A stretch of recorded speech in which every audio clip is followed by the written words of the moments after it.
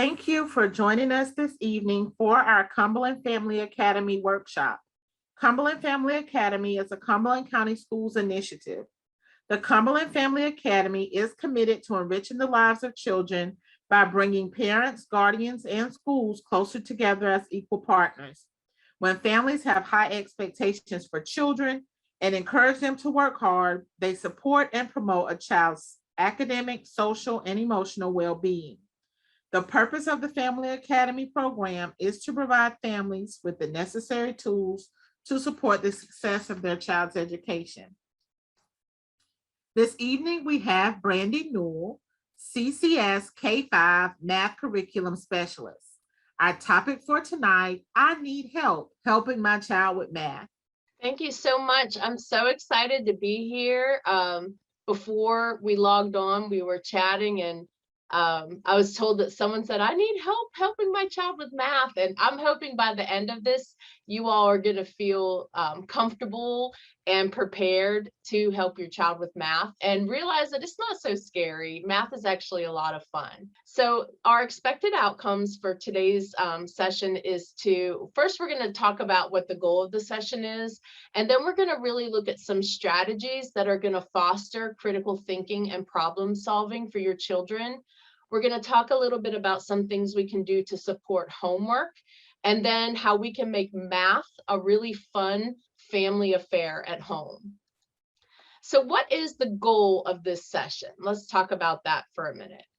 Whether you realize it or not, math is ingrained in our daily lives.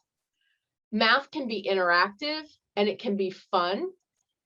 And with just a few tools of the trade, you can support your child at home quite easily. So that's really our goal for this session, is so you walk away having some ideas of how you can support your child at home. Why is it important for families to be involved in their child's educational process? So when families are involved in their child's educational process, typically students tend to earn higher grades. They tend to attend school more regularly. They tend to take more rigorous courses when they get to high school. They tend to graduate at higher rates when the families are involved. And all of those things also help them to leave school better prepared to succeed in college and in their careers. So I want you to close your eyes for a second. And I want you to just picture in your mind when you were an elementary age student in school. How did you learn math? Just take a second and think about that. Now open your eyes and look at this picture. I don't know how old you are. Maybe the hair didn't look quite this way, but did you have a similar looking classroom where there were problems on the board? We would go work out problems. We all sat in our rows, and the teacher was the center of the lesson. It was very teacher directed, very teacher led. Now I want you to think about, how do we want our kids to learn math? Look at the picture with this section and just compare the two. What do you see that's a little bit different? You can type some thoughts in the chat if you'd like. What is different about this right side of the screen from the left side of the screen? What do you see? Peer teaching. Oh, great. They're working together, aren't they? They're collaborating together. The teacher is not the center of the world in these pictures, are they? The children are.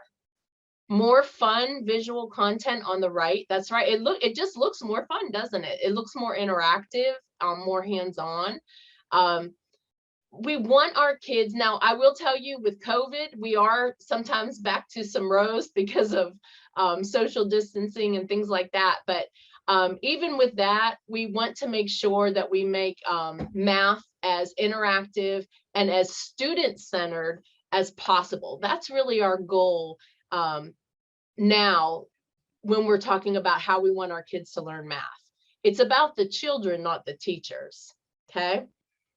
I see, yeah, group work, they're working with peers. So I just want to show you a quick little video, and then we're going to talk about it in just a second.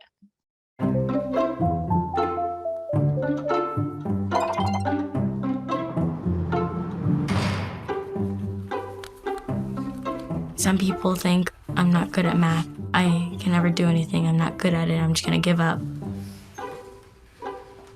A lot of people think of it as like prison, like you don't have any freedom. Okay, time to go to your notebook. Okay, read chapter 1. Okay, here's your worksheet. The math textbook, it's kind of like the Bible. You have to kind of worship the textbook, and I don't really like that. Everybody's going so quickly, and I thought if I didn't go quick, people think I'm like not smart.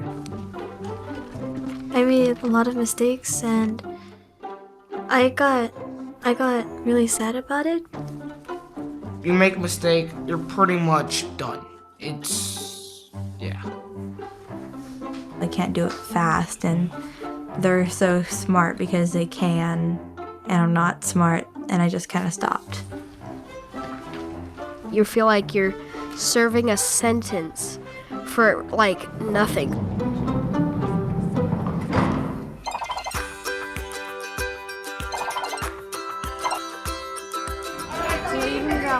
I love it. That does look like a cuboid. Oh, we got it! I've done better with math when I was talking with people, sharing ideas. 4 or 5 brains work better than one. I'll see it one way, but then someone else will see it another way, and I'll be like, oh my gosh, that makes so much sense. I love that we're getting different answers out because lots of problems in math, there are different answers. Have more than one way to solve the question. Because in real life, you're not gonna just do one thing. You're gonna do many things. You're gonna need to use different methods. Yay!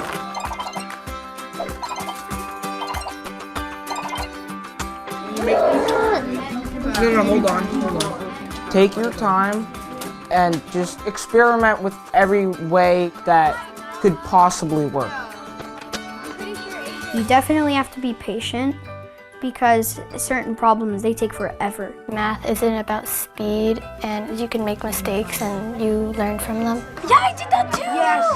Told you! Math isn't like the enemy, and it can't hurt me.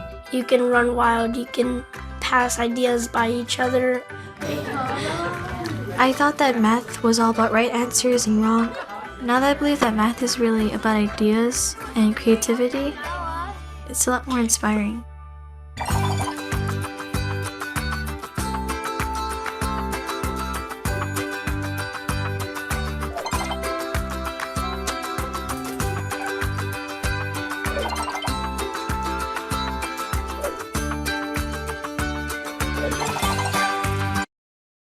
Okay, so I love that video because I really do think it's a great visual representation of what we want math to feel like in our schools here at Cumberland County.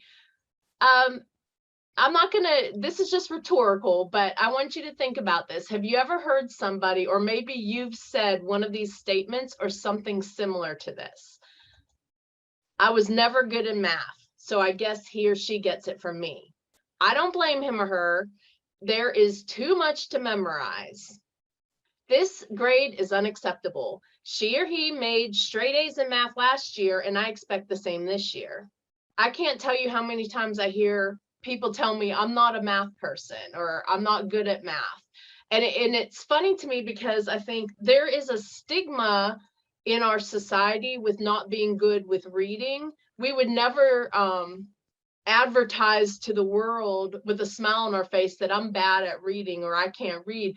But for some reason, it's socially acceptable to say that I'm bad at math. And so one thing that we want to do, and for our children, is to not say things like that, because we don't want them to think that math is hard, that math is inaccessible to them. We want them to understand that math is for everybody. Whether we think we're math people or not, we're all math people. We do so much math throughout the day that we don't even realize. You might not want to be a math person, but I guarantee you probably are a math person, even if you don't think you are. So we're going to talk a lot about, this is something, I don't know if you've heard of this before, but this is a big movement in education and the idea of a growth mindset. And so I have one more video, and then I promise this is the last video, but I think it's a powerful video, and it really does a great job of explaining what growth mindset is. And then we're going to focus on what that might look like in our math classrooms. Did you know there's a powerful relationship between what we believe about how we learn and our actual achievement? Dr. Carol Dweck studies students' beliefs about intelligence.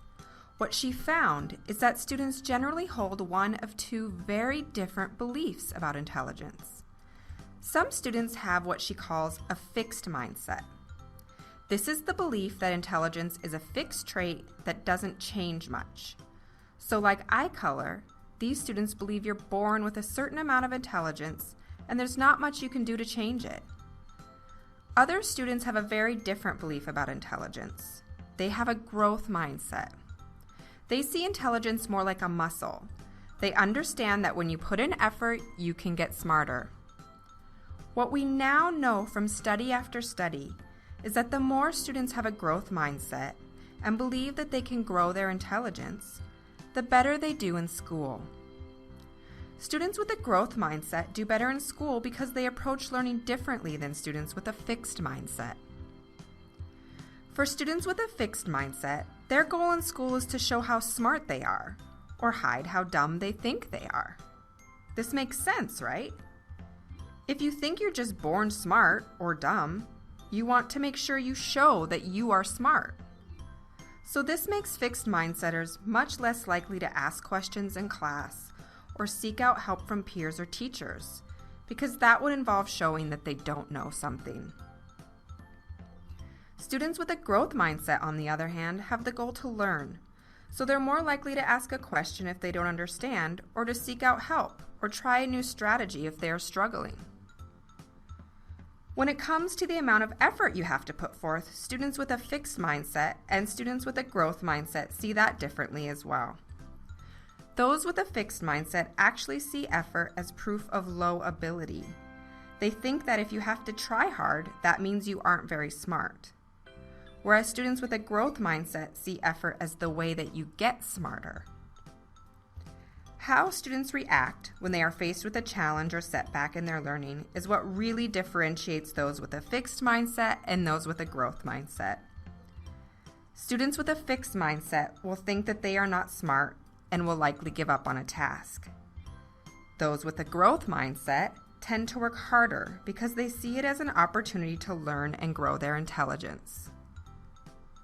So if we can all grow our intelligence, are we saying that all students have equal ability?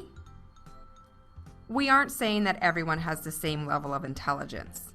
Having a growth mindset doesn't mean that you believe everyone has equal ability in every subject matter.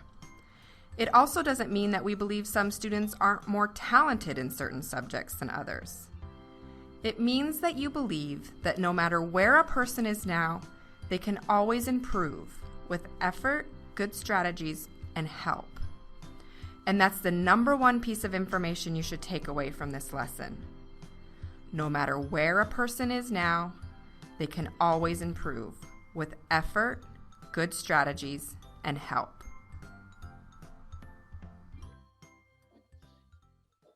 Okay, so now that we've talked, we kind of watched that video about what a growth mindset is, let's think about it in terms of math.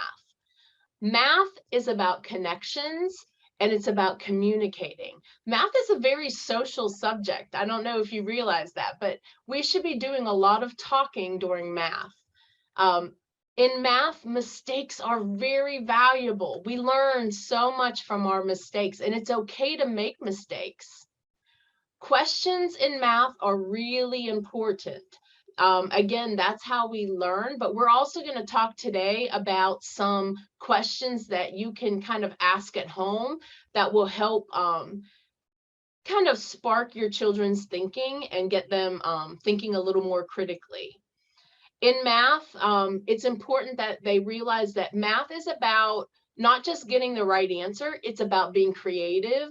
It's about making sense of things and using their reasoning and their justifications.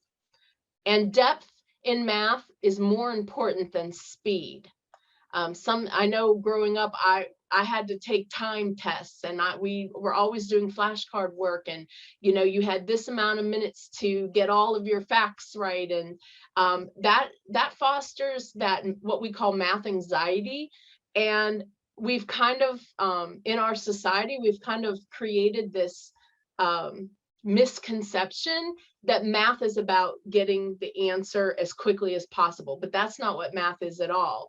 Depth is more important than speed in math. So what are some strategies that we can use at home as parents or family members to foster critical thinking and problem solving at home with our children? One thing we can do is we can be really strategic about our questioning. On balance, low-level questioning aimed at recall and fundamental level comprehension will plateau children's learning quickly. And higher level questions can produce deeper learning and thinking. But we really need a balance. A balance needs to be struck because both types of questions have a place in learning, and it really, we get the most bang for our buck when we kind of mix them up. A mixture of those questions is what we recommend. So here are some questions that you could ask your child when they're working on an assignment at home, or maybe you're playing a game and there's some math involved, like Yahtzee or something with dominoes or what have you. Here's some questions that you could ask that's going to foster that critical thinking. What do you notice?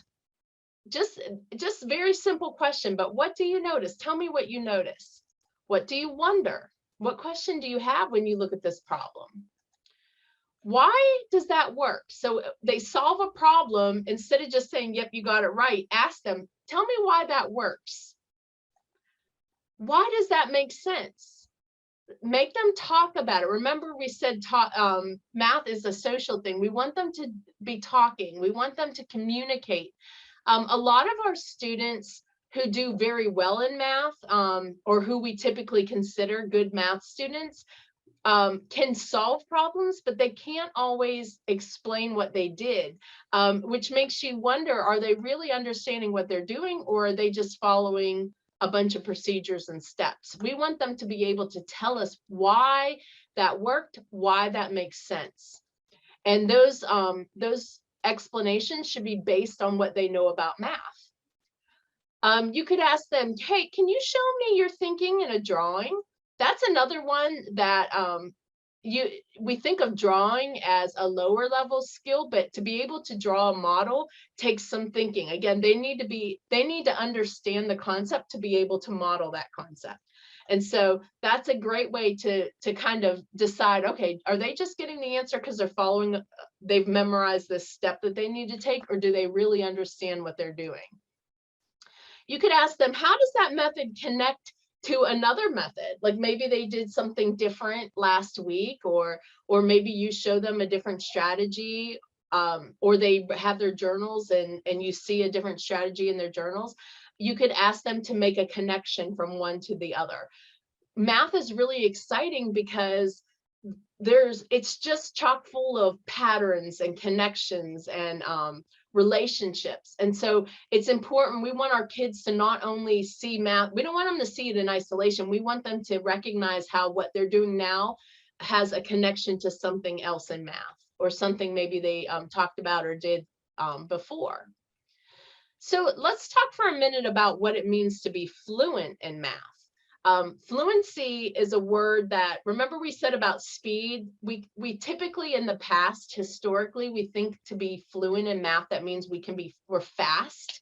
But the word fluent means a lot more than just speed. In math, when we say we want them to be fluent, we want them to be flexible, which means that they can look for different relationships, different connections. We want them to be efficient.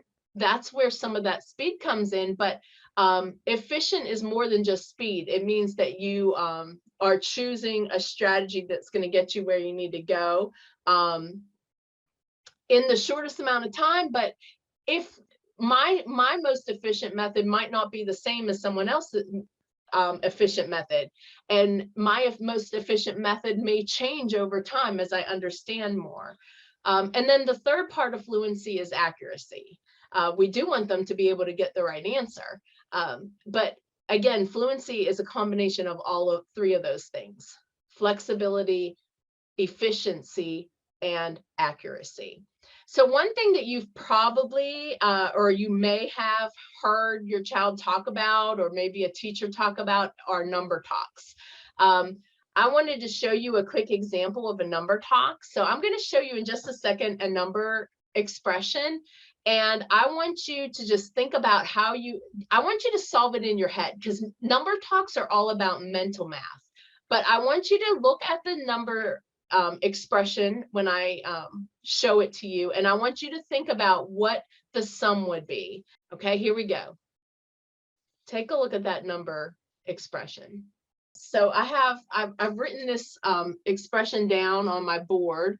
It might be backwards. I'm not sure if you can see that or not, but one way that I might have solved this was to go from left to right.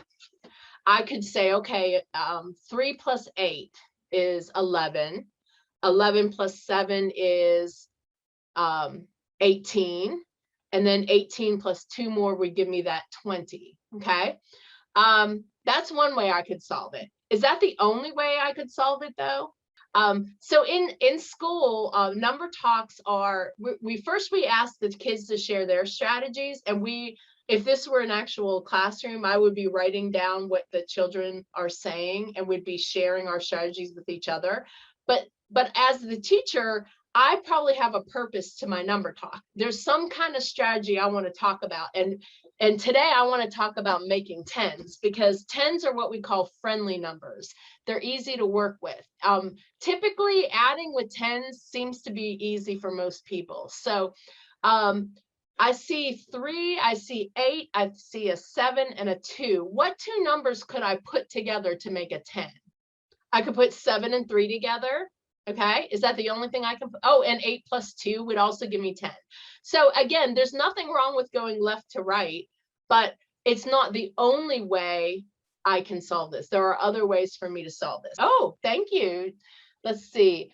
8 plus 2 equals 10, plus 7 is 17, because 10 is easy to add with, isn't it? So, okay, I had my 10, but then I can add the 7 to that and get 17, and then I know 3 more is going to give me the 20. Thank you.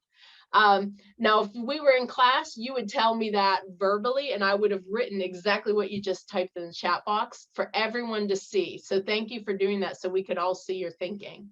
Did any of you can type yes or no, did any of you try to look for tens this time after the last one we just did? Was that something your brain started to do? Yeah. Okay, some of us did. Another part of number talks that makes it so great for building fluency is that, I always do, is that not only are we thinking about those expressions in isolation, but they even though if I just looked at them quickly, they don't, other than the fact that we're adding 4 numbers, they don't look like they have anything to do with each other, but they really do, don't they? And what we want kids to start to notice are patterns that they can then learn strategies and apply them to new situations.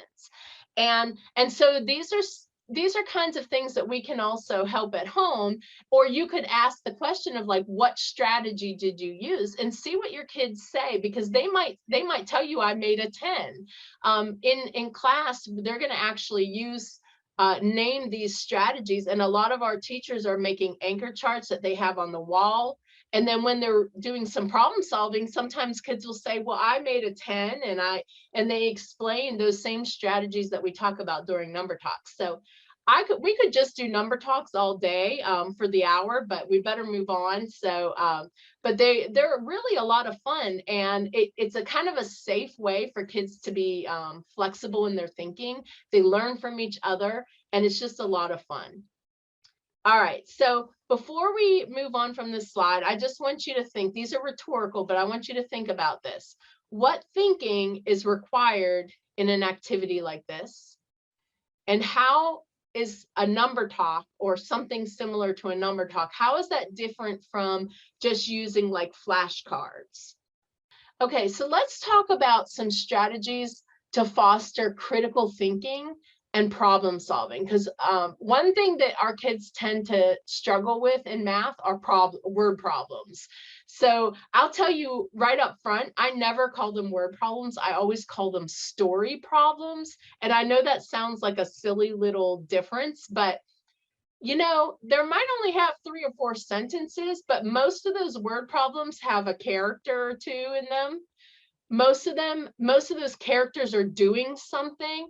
And sometimes where the misconceptions happen or where the mistakes happen in solving problems is that we're not paying attention to the context.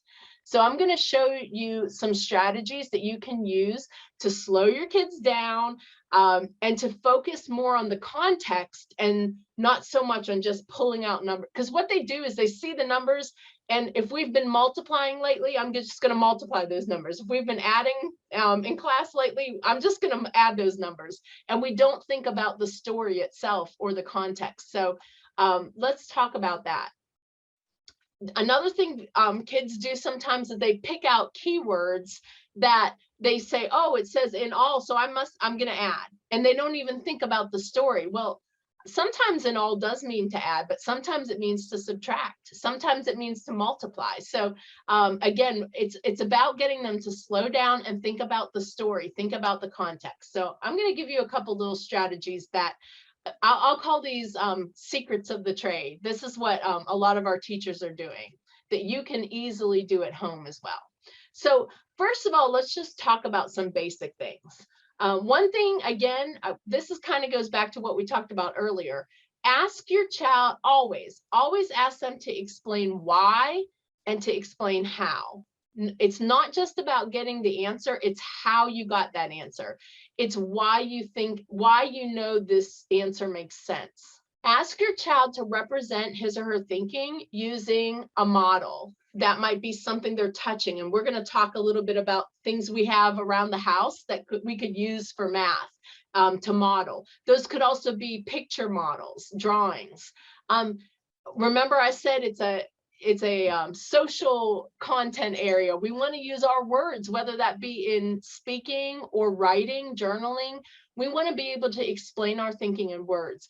And then depending on the grade and depending on the standard that we're working on, many times the ultimate goal is to be able to express that in an equation. And again, depending on the grade level, like some of our younger grades might not be ready for that piece yet, but that's where we're going to work toward eventually as they progress. Another thing you can do is to ask your child to represent their thinking in more than one way. Okay, they got it right. They wrote out an equation, they got it right. Can you show me that in another way? Can you show me your thinking using a drawing or a model? And sometimes kids can do that very easily. Sometimes that really kind of trips them up a little bit because they don't actually understand what they're doing. They're just following a bunch of steps. And that's going to help us down the road. If we can kind of catch that, we can support that thinking and work through that thinking. And that's going to help them as the math becomes more rigorous and the numbers increase. And as they get into some of those older grades, they'll have a solid foundation from what they did in the elementary grades. We can ask our child to become the teachers. You know, I don't know about you. I like to tell people I'm 21, but I don't think anyone believes that anymore.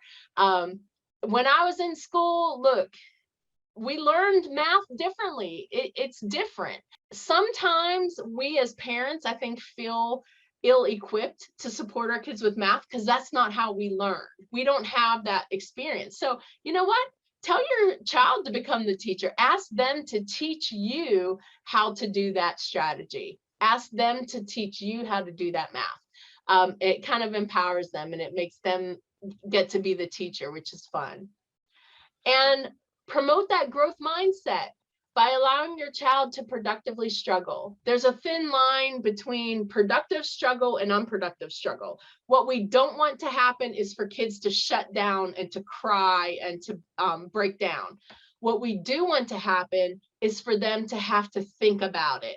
And if it's easy for them, then it's not really a problem. They're not problem solving. If they have to do some struggle, some productive struggle and think through it, that's where all those little synapses are going to go off in our brains, and they're going to learn more. It's going to help them before we go in and rescue them as parents, as family members, as teachers. We don't want to see our kids struggling. We want them to succeed, and we want them to have success, not failure. But sometimes we go in and we rescue them because we don't want them to have to struggle. And then we're taking that learning process away from them. So before you go in and show them how to solve a problem, let them think through it a little bit. Let them struggle through it a little bit. Okay, so I told you I was going to give you some secrets of the trade. This is something you may have seen hanging on a teacher's wall if you've been in Cumberland County schools. I know lately, because of COVID, that's not been possible, but this is a strategy that we use all over the county. It's called the stop sign strategy. And here's the secret. It's just a fancy, silly way to get kids to slow down and to think about the context. So here's our problem. And we're going to look at it in just a second. But before we do, we're going to go through the steps of this stop sign strategy. So I'm going to kind of model this and show you how it works. The first step for the stop sign strategy is to read the entire problem, but we're not going to solve anything yet. We're just going to read through the problem.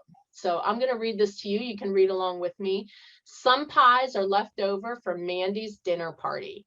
The apple pie has 3/4 left over, and the lemon pie has 5/12 left over. Which pie has more left over? That's the first step, just to read through the problem. And then remember those questions that you could ask your child? Here's 2 of them. What do you notice? Oh, the word leftover. There's something has been left over. Yes, there's some leftovers. Did you notice anything else? What do you wonder? Do you have any questions? What do you wonder about this problem? What do you wonder? The denominators are multiples of each other. So that's something you notice, that 4 and 12, those 2 denominators, they have a relationship, don't they? Once we just take a second and talk about the problem a little bit, now let's move on to that next step of our problem. And we're actually going to do these next 3 steps kind of in tandem. So the second step is to reread the problem. And every time we come to a comma, a period, a question mark, the word and or the word but, we're going to put our hands up and we're going to say stop. And kids enjoy this. You can be silly about it. I do something with kids called whisper screaming, which is kind of obnoxious, but it's whispering. So you're not really bothering anyone, but you go stop. You know, they think that's fun, but you can kind of make it fun like that. So whenever we come to these parts, we're going to say stop. Now, what we're doing, little side note as parents, what we're doing is we're chunking the problem, and what we're going to do next is every time we say stop, we're going to make notes. We're going to draw pictures if we need to. We're going to highlight or underline or circle anything that's important mathematically in that part of the sentence. And then we're going to repeat those steps until we've reread the entire problem. So that's why all 3 of these kind of go together. So let's go through this together. Some pies are left over from Mandy's dinner party. Stop. So that's my first stop because there's a period there. So now what we're going to do is we're going to look at that part and say, okay, is there anything important that to help us mathematically, or is this just kind of to help us understand the story? Well, I did notice, and someone put this in the chat earlier, there are some leftovers. There are some, I don't know how many, but there are some pies that are left over from this party. Okay. Let's continue reading. The apple pie has 3/4 left over, and there's that word and, so I'm going to stop. And now let's talk about this. What do you see in this part of the problem? The apple pie has 3/4 left over. Okay. All right. So now let's keep reading. The lemon pie has 5/12 left over. Stop. Okay. What do we notice in this part of the problem? The lemon pie has 5/12 left over. Okay, which pie has more left over? Stop. Well, that's the question that we need to answer at the end. And one thing I do notice is that word more. So we're looking for the which one has more left over. Okay, so we've gone through these 3 steps, but before we move on to solving the problem, another really great strategy you can use at home to help them build their reasoning and critical thinking is to ask them what a reasonable estimate would be. So for example, if I were to look at this problem and I'm trying to know what would be a reasonable estimate if I need to figure out which one has more, I can look at these fractions and I can use some of my benchmark understanding of fractions and some reasoning. For example, I see this fraction for apple pie is 3/4, and I know that 2/4 is the same as half of the pie. And so 3/4 is like one more piece than half of the pie. So that's like one more than half. And now I'm looking at the lemon pie, and this fraction is 5/12. And I know that 6/12 is half of a pie. 6/12 is equivalent to 1/2. And so this is actually one less piece than a half. So without doing any actual math, I kind of think that the answer is going to be apple pie because it looks like there are more than half of the apple pie has been left over and less than half of the lemon pie has been left over. So we haven't actually done any computation yet, but we're reasoning about it. So now it's time to actually solve the problem. So you would let the kids go through and solve that problem and then go ask them to check their answer to see if it makes sense. And that's an important thing. And if you took that time to make a reasonable estimate before they started solving, they can compare their answer to their estimate. Okay, this is what we thought was reasonable. Does our answer make sense? Another strategy to help foster critical thinking with problem solving would be, this is a really fun one. This is called numberless word problems. So it is exactly what it sounds like. You basically take the numbers out. So let me read this problem to you. Abby has been saving money for a new laptop. Computer City has the laptop she wants on sale for $680. So far, she has saved $458. How much more money will she need? So what we're going to do is we're going to take out the numbers. Remember, I told you kids like to just go straight to those numbers and operate on them. They just do something with them and they ignore all of that awesome context, that story. Well, guess what? If we take the numbers out, they can't do the math yet. They have to stop and think about the problem. So Abby has been saving money for a new laptop. Computer City has the laptop she wants on sale for some dollars. So far, she has saved some dollars. How much more money will she need? So now the kids don't have anything they can operate on. They have to pay attention to the context. Children can discuss the meaning now of the story more easily and then determine the necessary steps to solve the problem. Then put the numbers back in and have them actually solve it. A very similar strategy would be to change the problem to friendlier numbers. So especially sometimes our numbers as the kids get older get kind of big, or we have fractions like our last problem. So let's say instead of putting the word sum, what if we just make these really easy numbers to work with, like 6 and 4?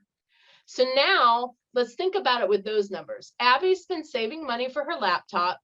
The laptop is on sale for $6. So far, she's saved $4. How much more money does she need? Most of our kids would be able to probably do that in their head.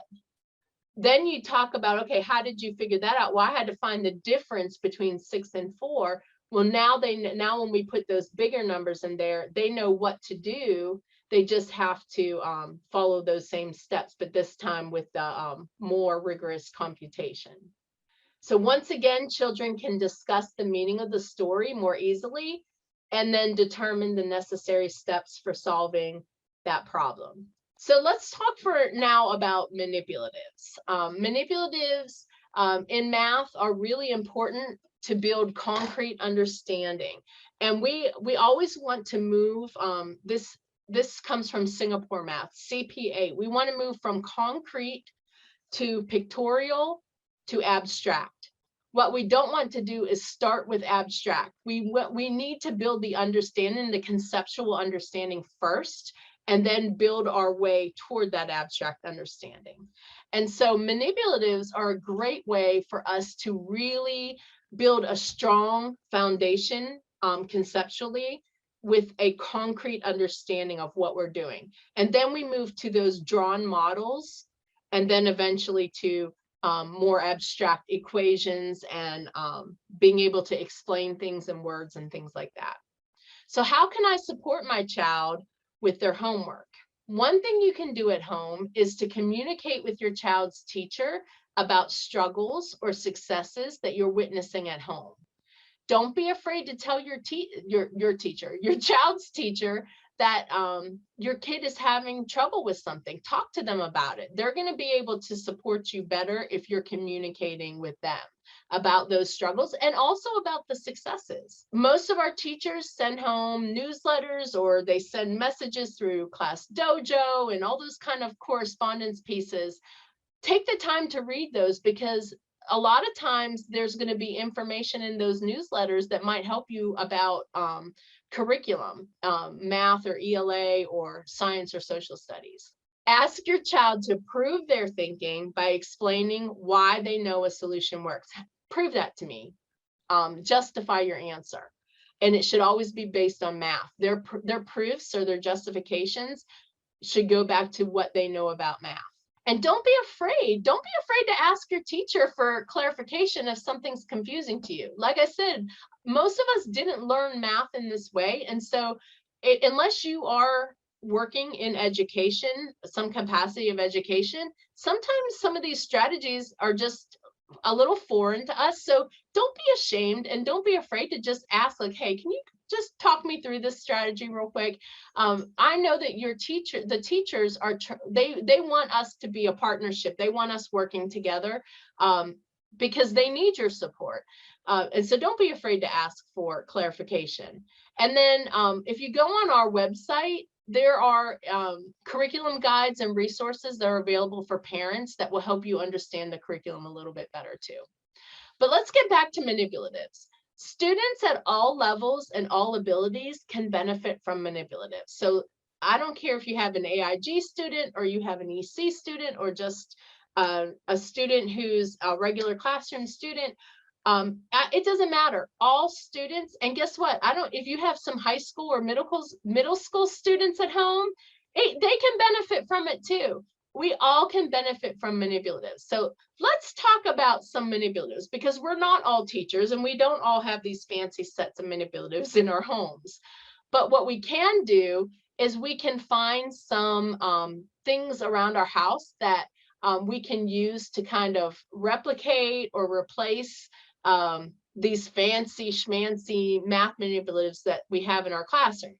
But little side note, many of our kids now have their own student kits. So they may be bringing manipulatives home anyway. So you might have those fancy manipulatives at home, but if not, I've got some alternatives that we can use.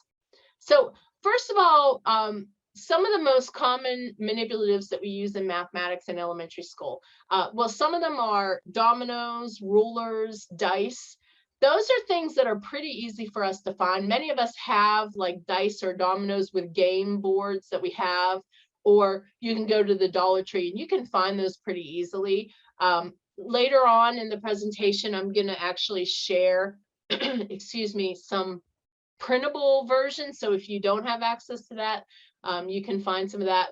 You can also find online versions of these things. Snap cubes. These are snap cubes.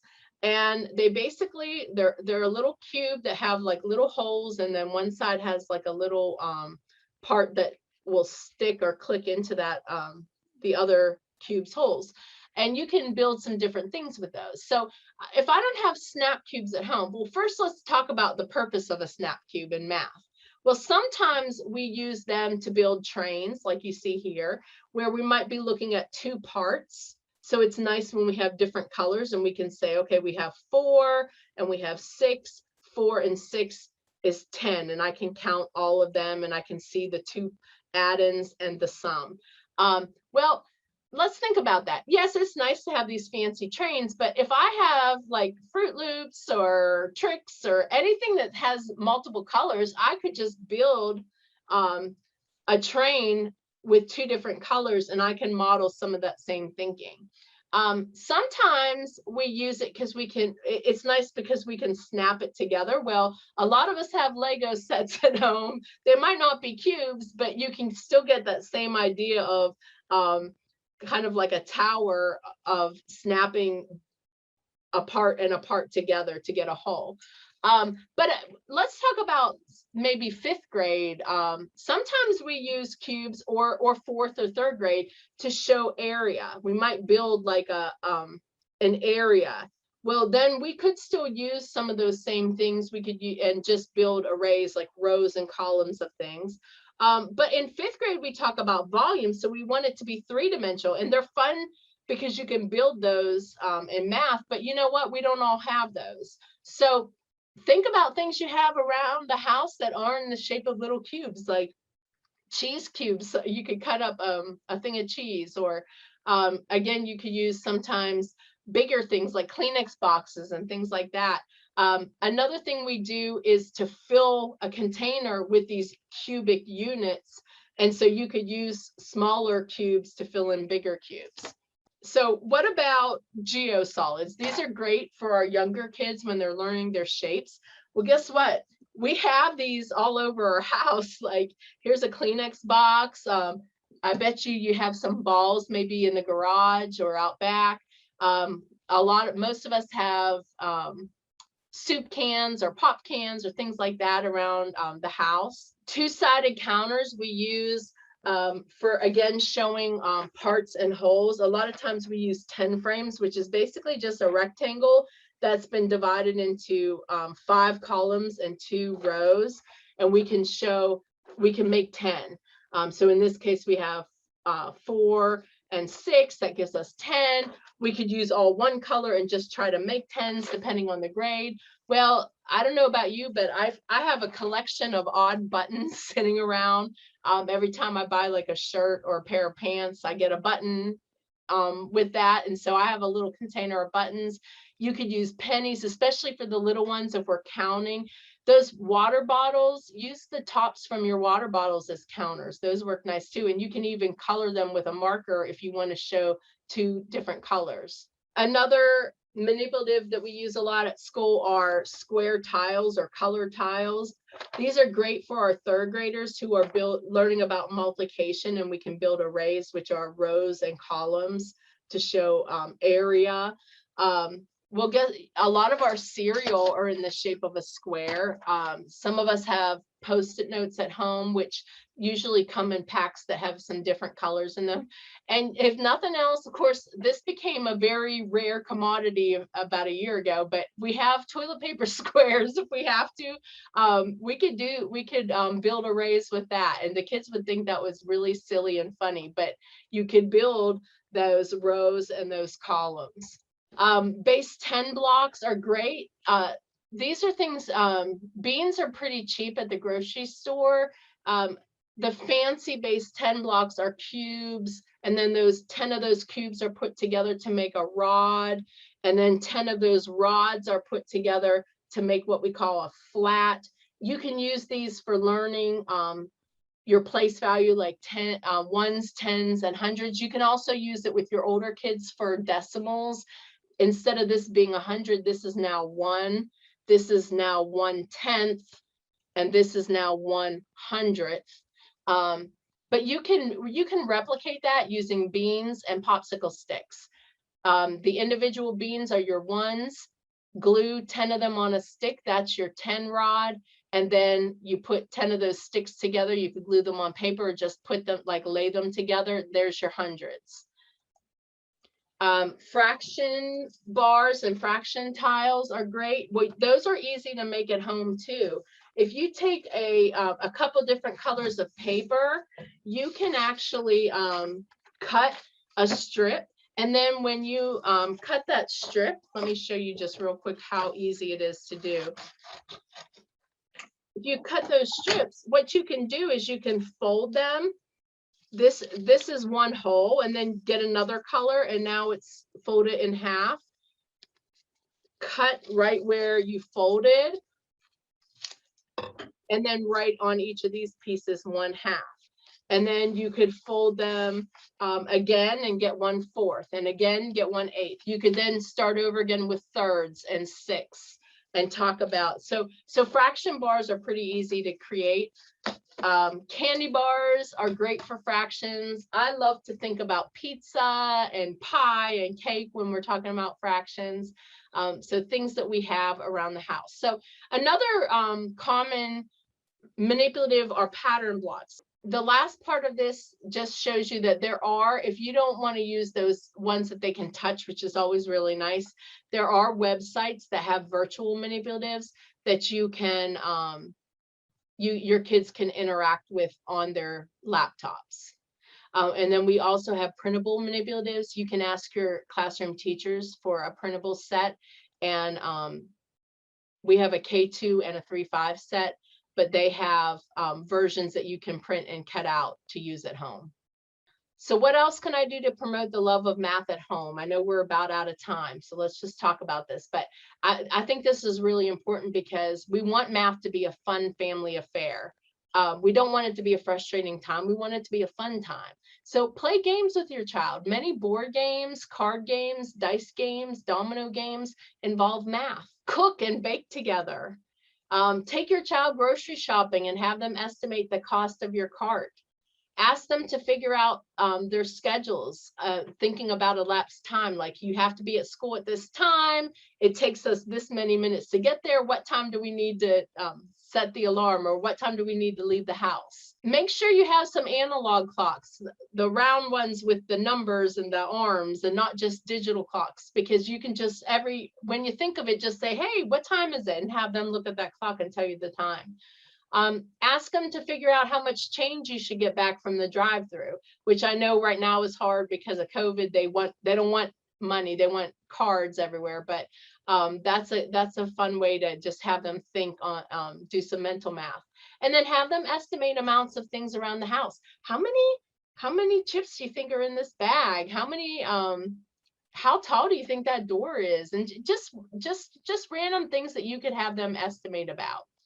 Speaking of estimating, we have some activities. I have some links that I'll share. I know we're out of time, but I had you do some games. Well, some of you who were here when we first started, I had this up. Which one doesn't belong? There's actually a book about that. But there's a website as well that has all kinds of these where there's 4 different things. Some of them are shapes, some of them are numbers. They have some with graphs, but every single one of these could be the correct answer. They all have a reason why they don't belong, and they all have a reason why they do belong. It's all about talking about what you see. There's another great website called Estimation 180 that has kids looking at just everyday estimating. And this is just an example of that. I have some really fun websites. Greg Tang Math is great for fluency practice. It's a lot of fun. Khan Academy has some great videos that teach you some of those concepts. This one, Table Talk Math, is a blog that has all kinds of other sites linked to it. There's that Estimation 180. Here's the which one doesn't belong. And so that's where we got here. There's also some other ones. Tools for Teachers is great because it was designed and created here in North Carolina. I also picked out some great books. Sometimes it's nice to just have a book in your hand, but a lot of these you can find on YouTube and have them read. But let me tell you, there are hundreds and hundreds of awesome math books out there. And then if you're really interested in learning more about math and how we're teaching math these days, this is my favorite adult book for math. It's called Becoming the Math Teacher You Wish You'd Had by Tracy Johnston Zager. And I know it says the math teacher, but it really talks about conceptual math and how we want our kids learning math right now. So if you're a reader, that might be a fun book that you'll probably learn some cool things from. But